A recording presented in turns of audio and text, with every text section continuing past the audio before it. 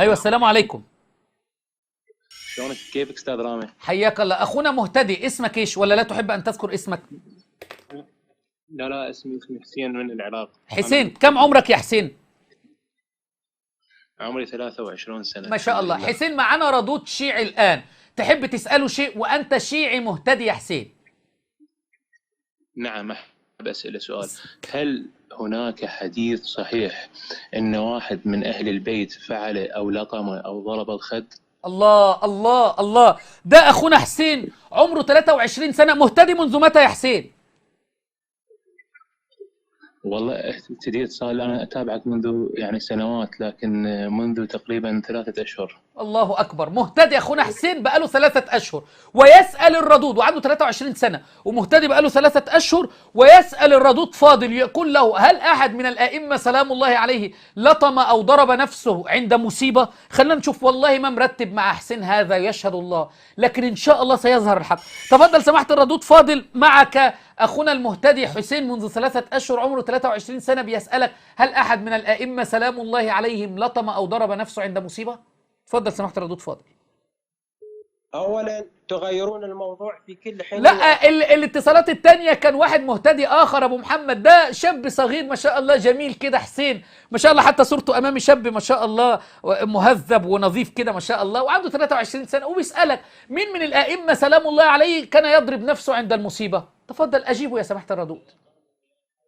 انت لماذا تغفلون صوتي عندما اتكلم؟ معلش إن شاء الله مش هنقفز تاني، ما تقفزش يا حسين، خليك قاعد على الأرض الآن، اجلس يا حسين. تفضل بقى، أجب أنا حسين. قلت كذبت عليه 3 مرات. قلت انا لا. اسف، ان شاء الله مش هكذب عليك. الاخوه بيكتبوا في التعليقات سؤال في منتصف الجبهه: هتجيب حسين ولا هتسيبه لحسين المهتدي؟ اسمع، انت عندما كل ساعه انت صاحب العلم، دعني اسالك لتجيب لا، امام ما الجمهور. تسالنيش انا. الحوار بينك وبين الشيعي. تستطيع ان تجيب ما بين المهتدي، تستطيع ان تجيب المهتدي: من من الائمه سلام الله عليه كان يضرب نفسه عند مصيبه؟ اتفضل. اتفضل. انا لدينا ادله، كانوا اهل البيت يلطمون على مصيبه الحسين، وعندما راى جا... ها. ابن عباس رسول الله اشعثا اغبرا في مقتل الامام الحسين. لا اريد ان اجيب على هذه لا لا الاسئله. لا، تعالى تعالى. أول حاجة، كما قال وأصل علماءك ومراجعك الفقهيين، المرجع الفقيه قال لك أن الرؤى لا يؤخذ منها أحكام. ده رقم واحد. رقم اتنين، الرواية ضعيفة، بتستدل ان رواية لا النبي أشعث أخبر في يوم مقتل الحسين رؤية مكذوبة، حديث مكذوب، ان واحد شاف النبي أشعث أخبر في يوم موت الحسين، مع ان الراوي شيعي، في الرواية واحد شيعي. هل رأى النبي بيتطين؟ هل رأى النبي بيلطم؟ هل أمرنا النبي بذلك؟ وبعدين كذبت وقلت آل البيت كانوا بيفعلون هذه الشعائر أو بيلطمون أو يفعلون ذلك على الحسين. من من الآئمة سلام الله عليه لطم على وجهه على الحسين أو طبر أو تطين؟ تفضل. المحدث ابن عباس، هل كان ابن عباس كاذبا؟ ايوه، عندكم ابن عباس كاذب، كما في كتاب مدينه المعاجز، في المجلد، في كتاب رجال القش، في رجال القش، وفي بحار الانوار. وقالوا اعمى الله بصره وبصيرته، هو وعبيد الله بن عباس عياذا بالله بيطعنوا في الاثنين. ارجع واعيد عليك السؤال تاني، لا تتهرب. دلوقتي يسالك اخونا المهتدي حسين: من من الائمه لطم او طبر او فعل الشعائر اللي بتفعلوها؟ تفضل. الآن سوف أجيبك على السؤال اتفضل. الأول، لا تهرب. اسمع أولا، بس لا تقاطعني، لا تقاطعني، ماشي، بس صح؟ في نفس موضوع سؤال الشيعي. اتفضل المهتدي، اتفضل. أنا أسأل، أنت صاحب علم وتقول أنا صاحب دليل، اجب أجبني المهتدي يا عمي، اجب المهتدي يا سماحة الردود. مين من الائمة كان بيضرب نفسه؟ لا تهرب بهذه الطريقة. اليهرب هو أنتم، لماذا تغيرون الموضوع؟ طيب تفضل يا موسى، يا اخونا حسين. الشيعي موسى ولا الشيعي فاضل هذا، الردود فاضل يقول لك يا اخونا حسين، الردود فاضل يقول لك انتم تغيرون الموضوع، ولا يريد ان يجيب. والله أنه لن يجيب، والله. الله اكبر. لماذا انت واثق هكذا؟ لأن واثق هكذا، لأن بحثت كثيرا ولن أجد أي حديث، وهذا الشيء يعني هذا فعل غير منطقي. يعني الله يقول: والذين إذا أصابتهم مصيبة قالوا إنا لله وإنا إليه الذين اذا راجعون. اصابتهم مصيبة قالوا انا لله وانا اليه مصيبة راجعون. قالوا إنا لله وإنا، نعم.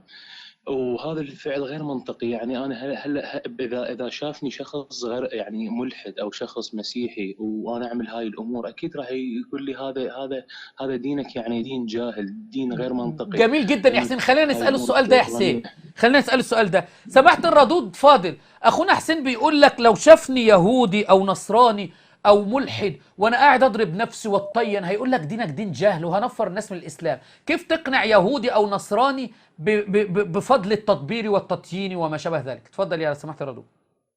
يعني تقدر تخليني اتكلم دقيقة بدون ما تقطعون بس الصوت؟ خليك في الموضوع بالله عليك، تفضل. الآن أنت تخلي هذا الرجل المهتدي يتكلم ويسألني، وعندما أنا أسأله تقبل صوتي. لا احنا عايزينك تجيبه، ما انت ما بتسألهوش، هو عنده سؤال، هو لسه مهتدي بقاله 3 شهور، اقنعه عشان يرجع شيعي تاني، اقنعه باللطم والتطبير. سألك حد من الائمة فعل ذلك؟ قعدت تهرب يمين وشمال، وابن عباس ويوجد رواية رأى النبي أشعث أغبر. هو لو واحد النبي قال رب أشعث أغبر مدفوع بالأبواب لو أقسم على الله لا أبره، هل الرجل الأشعث الأغبر اللي النبي بيحكي عنه صلى الله عليه وسلم ده الراجل الأشعث الأغبر اللي واقف على الأبواب، هل ده راجل كان بيتطين؟ كان بيمسك طين وتراب ويحطه على راسه وبعدين يخبط على الابواب وده ربنا يحبه؟ لا، ده اللي يعمل كده مجنون. فانت عايز تقول ان النبي عياذا بالله بيفعل هذه الشعائر؟ عجزت انك تثبت ان النبي امر بذلك؟ عجزت انك ترد عليه وتقول له نعم الائمه كانوا يفعلون ذلك؟ عجزت ان تثبت ان الائمه كانوا يفعلون هذا الامر ولم تستطع ان تجيب عليه. وسألك الان سؤال تاني خالص، تستطيع تجيب عليه ولا نسكر الخط خالص وننهي المكالمه؟ بيقول لك لو شافك ملحد او نصراني او يهودي وانت بتطين او بتطبر او بتضرب نفسك بالزناجير، ماذا ستقول له؟ تفضل اجب. اسمع، دعني أتكلم، دعني أتكلم ولا تقفلون طب جميل، صوتي. بماذا تجيب هذا الملحد لو رآك؟ تفضل. أنا سوف أجيبه بما أجيبك أنت. تفضل. لماذا تقفلون صوتي عندما أتكلم؟ يا عم اجب بدون مظلوميات يا سماحة الردود، الراجل قال لسه مهتدي بقاله 3 شهور، ما شاء الله حسين. اجب. اسمع. اولا لا تقاطعني، قلت لا يوجد حديث الرضاعه في البخاري، روح وهذا يا عم، شفت يا عم حسين؟ شفت يا عم حسين؟ راح دلوقتي وغير الموضوع يا عم حسين، لا يستطيع ان يجيب وبيقول لك رضاعه ومش رضاعه. شفت يا حسين؟ اتفضل يا حسين. استاذ رامي، اقرب امام على الامام الحسين هو زين العابدين، ابنه، صح؟ نعم. اي يعني لا يوجد حديث صحيح انه زين العابدين كان كل 40 يضرب على راسه او يلطم او يعمل هذه الامور. الله. كان حياته عباره عن صلاه وسجود وحج وزكاه، وكان عالم جليل يعني انسان نادر الوجود. لكن فهذا الفعل مو فعل اسلام ولا فعل محمد ولا فعل ال محمد، مستحيل. لكن هذه احاديث كذب، احاديث وهم. والدليل انه جعفر الصادق أكثر واحد راوى عنه هو زرارة، صح؟ صحيح، زرارة الضرات، نعم. أي زرارة عاش ومات في الكوفة، والجعفر الصادق عاش ومات في المدينة، فكيف روى عنه هذه المئات الأحاديث؟ أحسنت. طيب أنا عندي سؤال لك يا أخي حسين، بالله عليك يا نعم، حسين. تفضل. أنت الآن منذ أن اهتديت وتركت هذه البدع والضلالات، بماذا تشعر الآن؟ والله أشعر بالراحة، وأكثر شيء يقربني رب العالمين هو قراءة القرآن، وحبيت أهل البيت أكثر من قبل.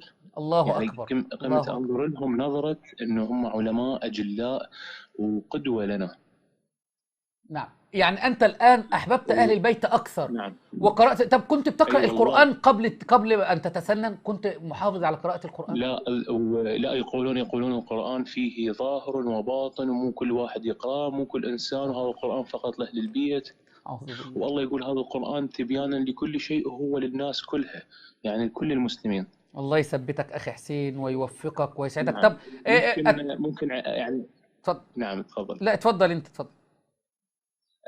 اولا الحمد لله، يعني بعد البحث عن موضوع الامامه، انه احاديث التصديق بالخاتم هي اكثر من 20 حديث جميعها ضعيفه.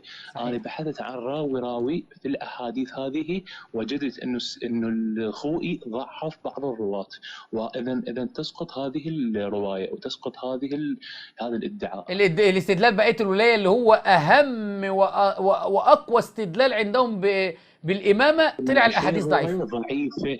كلها ضعيفة. هاي شغلة. الشغلة الثانية، المشكلة أستاذ رامي أنهم غير منطقيين ولا يفكرون. فكيف هذا الكون وهذا صراط العالمين رب العالمين والحكمة هاي من الخلق؟ يعني إذا أقول الملحد أن الله سبحانه وتعالى الذي أعبده خلق الكون لأجل علي وفاطمة، سوف يضحك عليه؟ سوف يدخل الإسلام أم سوف يضحك عليه؟ يعني أكيد راح يضحك. هل هذا منطق؟ هذا التطور والاختراعات والعلوم والشريعة والعلماء وقصة آدم والعظمة الإلهية هي فقط لأجل محمد وأنا محمد؟ أكيد هذا لا يعقل، وهذا ضعف في المذهب.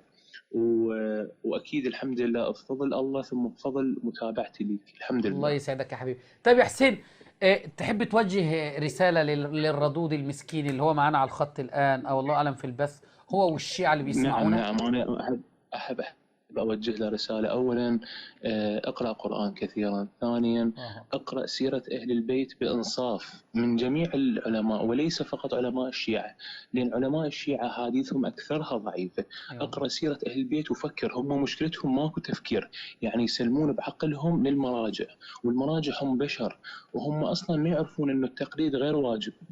وتعرف انت استاذ يعني التقليد غير واجب، مستحيل. مجرد شخص عالم باحث وهم يقلدون.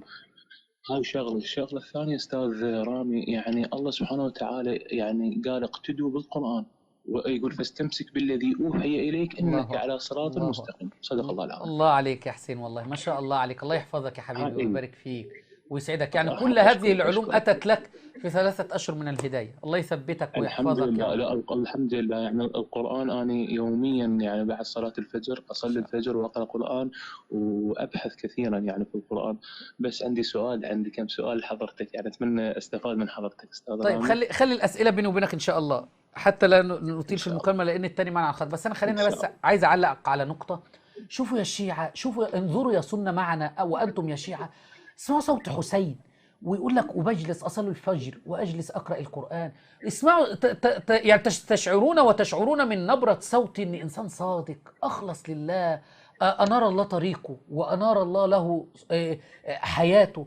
ليه؟ لأنه تمسك بكتاب الله وتمسك بالحق ولم يغلو في آل البيت ولم يفعل البدع والموبقات. حتى هو الآن يقول لك أشعر براحة وطمأنينة. الله يثبتك يا حبيبي ويسعدك، ونسأل الله أن يهدي أسرتك يا رب وأن يهدي الشيعة ويأخذ بأيديهم إلى نور التوحيد، وبيننا تواصل بإذن الله يا حبيبي. شكر الله لك. شكرا الله لك. بارك الله فيك. بالتوفيق. الله معك. الله معك. ما شاء الله. الله يهديك يا رب ويسعدك ويثبتك ويهدي الشيعة ويأخذ بأيديهم إلى نور التوحيد. أقل ما تفعله الآن بعد هذا الفيديو أن تضغط إعجاب وتشارك رابط الفيديو، ولا تنسى أن تشغل الإشعارات كي يصلك كل ما هو جديد.